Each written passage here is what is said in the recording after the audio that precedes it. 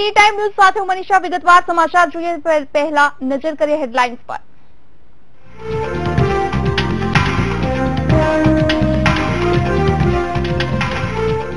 રાજ્ય સરકારે નવો નિયમ બહાર પાડ્યો. બાઇકની બેક સીટ પર સ્ત્રીઓ અને 12 વર્ષથી ઓછી વયના બાળકો માટે પણ હેલ્મેટ ફરજિયાત. દુષ્કર્મી જયેશ પટેલને ન મળી રાહત. હાઈકોર્ટે જયેશ પટેલની જામીન અરજી ફગાવી સારવાર માટે માંગ્યા હતા જામીન. કોંગ્રેસે રાજ્યવ્યાપી દમન પ્રતિકાર ધરણાનું કર્યું આયોજન. દલિતો પર થયેલા અત્યાચાર મુદ્દે ધરણાનું આયોજન. જમ્મુ કાશ્મીરના કુપવાડામાં ભારતીય સૈન્ય અને આતંકવાદીઓ વચ્ચે અથડામણ. 4 આતંકીઓ ઠાર તો 1 આતંકી જીવતો પકડાયો. ઇન્ડિયા ગેટ પર અમર જવાન જ્યોતિ ખાતે સંરક્ષણ પ્રધાને શહીદોને આપી શ્રદ્ધાંજલિ. સાથે સેનાની 3 પાંખના વડા રહ્યા હાજર.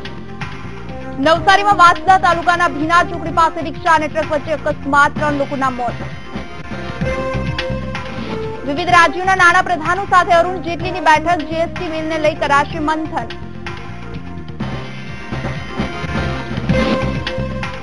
રિયો ઓલિમ્પિકમાં ભારતને મળ્યો વધુ એક ઝટકો. પહેલવાન નરસિંહ યાદવ બાદ શોટપુટ ખેલાડી ઇન્દ્રજીત સિંહ ડોપ ટેસ્ટમાં ફેલ.